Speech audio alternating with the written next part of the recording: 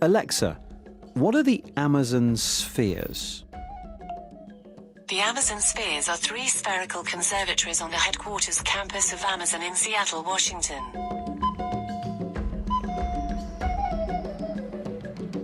They are an unusual place to work, I have to say. The domes house 40,000 plants. They also have waterfalls, meeting spaces and shops. They're slightly tropical, quite moist, and give you a real sense that you're working in the future. I mean, who'd have thought in the middle of Seattle there'd be a rainforest, an Amazon rainforest? Say Amazon, think what? Jungle? Online shopping? Or do you think of Alexa? This is, after all, the company that's brought voice control to the masses. Now, as a human being, you'll know that you can tell quite a lot from someone's voice, not just what they mean, but also how they're feeling and possibly whether they're ill. Now, that's obviously really hard for a computer to do, but Nick Queck has been looking at some technology that is working towards just that. I've come to Tel Aviv, Israel to see a doctor with a difference. No cold stethoscope, but I do need to say ah, as well as make a bunch of other sounds. It's an early decay of the voice. Today, Dr. Levinan is going to give me my medical purely by listening to the way I talk. Otherwise, sitting beyond verbal what my state of health is. He's not a doctor of medicine, but of research he's been working on for over 24 years, which has culminated in a new piece of software. It's a Tuesday morning. We've got to catch a flight later back to London. By analysing my vocal intonation, Dr. Levinan says his algorithm can infer my mood, attitude and personality.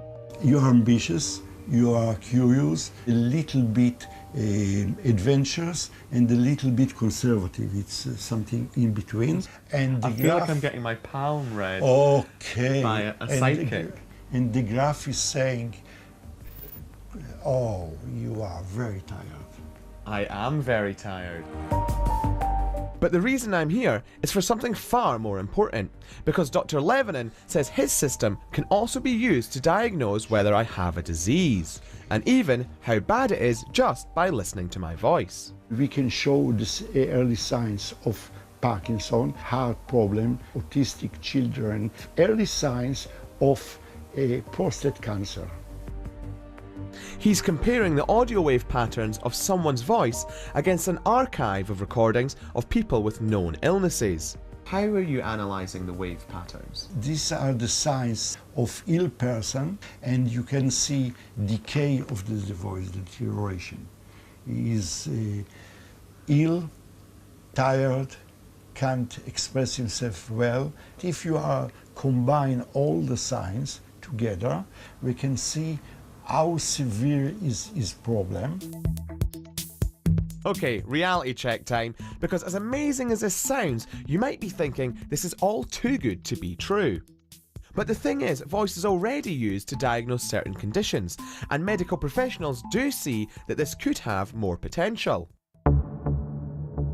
In London, I went to meet Dr. Nidjar, a consultant cardiologist at Hammersmith Hospital and honorary senior lecturer at Imperial College London. Well, there's no doubt that doctors use a patient's voice as a way of diagnosing certain conditions.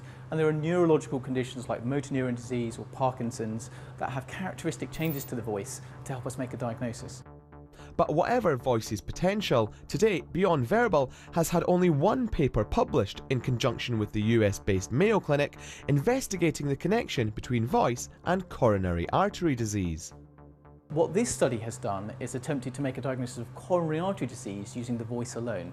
This is a completely new avenue, and I would say that the technology at present needs a lot more work. The study that's been published doesn't give us definitive proof that this technology can make that diagnosis. The study's been performed in a highly enriched and highly selected group of patients. And actually, I would say the capacity of voice to be able to detect the severity of an individual lesion, as they've proposed, is a little far-fetched. California-based telemedicine startup SaluberMD has begun incorporating Beyond Verbal's mood analysing system into its GP appointment app.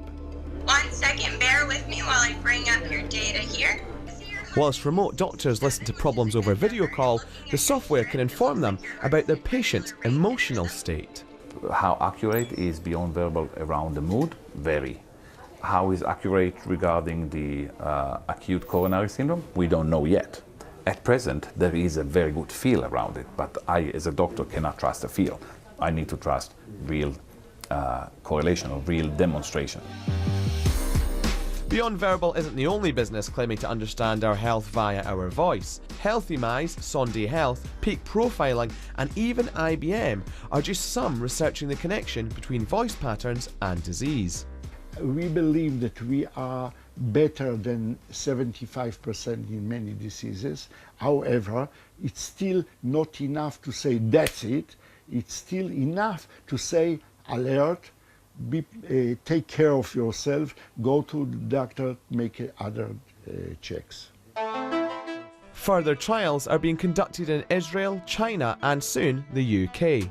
And whilst it might be simply sci-fi, the idea of Alexa in the future alerting me about my health is at once appealing, yet unsettling.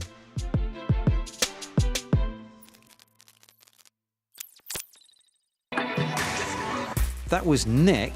And now we're going to go back in time to the Consumer Electronics Show in Las Vegas from last week, where voice was a massive deal.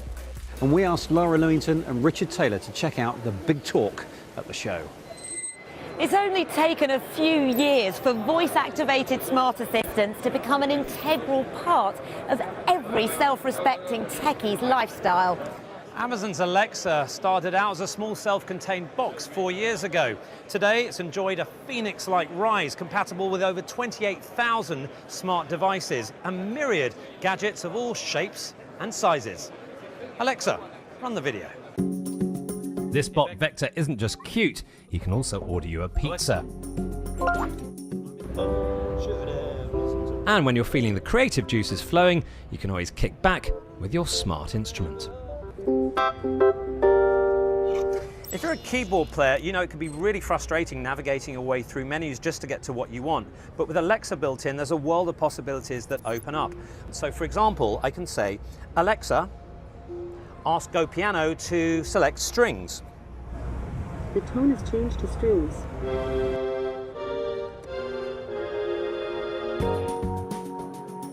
Now with this particular device, there's a number of built-in commands that work offline. So for example, head-up display. And there we go, ready to roll. Google Assistant may have been late to the party, but is trying to catch up. It's built into this alarm clock with internet phone. Hey Google, what's the weather? Or is around for a chat whilst you get ready. Currently in Las Vegas, it's 57 and partly cloudy. Meanwhile, Apple and to a lesser extent Microsoft are making a play for voice domination too, but Amazon and Google remain clear frontrunners. Not that you need to commit to just one. With this Bluetooth headset from OV Loop, you can simply say OV Phone to activate either Siri or Google, and OV Alexa to activate its Amazon rival. Play gorillas. But other voice-activated assistants are hoping to break new ground in specific environments. Chris is designed to work when in the car, even when you're offline, letting you control music and even navigation with your voice, and somewhat curiously, with a few gestures too. I enjoy sharing interesting facts. And back in the home, some specialist devices are aiming to use voice function for slightly more human purposes. This is a social companion robot for the elderly. It combines Google's voice recognition technology and LEQ's own AI platform to be able to not just respond, but also initiate conversation. We all need a little nudge from time to time. It can actually provide not just reminders, but also goals for its users. So if somebody's been sitting down for too long, then motion sensors will alert it and may get them to get up and do a bit of exercise. It could also be helping them keep in contact with their family through the tablet element. Je m'appelle Lara. I will speak to myself. But of course, these devices do have a way to go before they provide a totally seamless experience. And now it's going to pull out one of the Bach station from iHeartRadio. This is a gesture-controlled speaker, which works like this. The company behind it are hoping to install their technology in virtual assistants. And it's not just about being able to wake them up by tapping, it's also going to track how far away you are in the room so that the volume can be adjusted accordingly. A device's built-in speaker emits ultrasound waves and its microphone receives them, mapping where you are. The software acts on this information, maybe pausing or playing something you're watching or listening to, or in the case of a virtual assistant, turning heating or lighting on or off.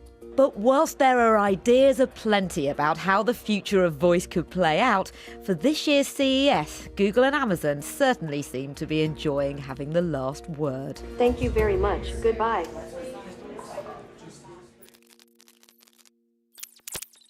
And I'm afraid that's where we have to stop the shortcut of Click for this week. The full-length version is waiting for you right now on iPlayer. And don't forget, we live on social media too: YouTube, Facebook, Twitter and Instagram at BBC Click.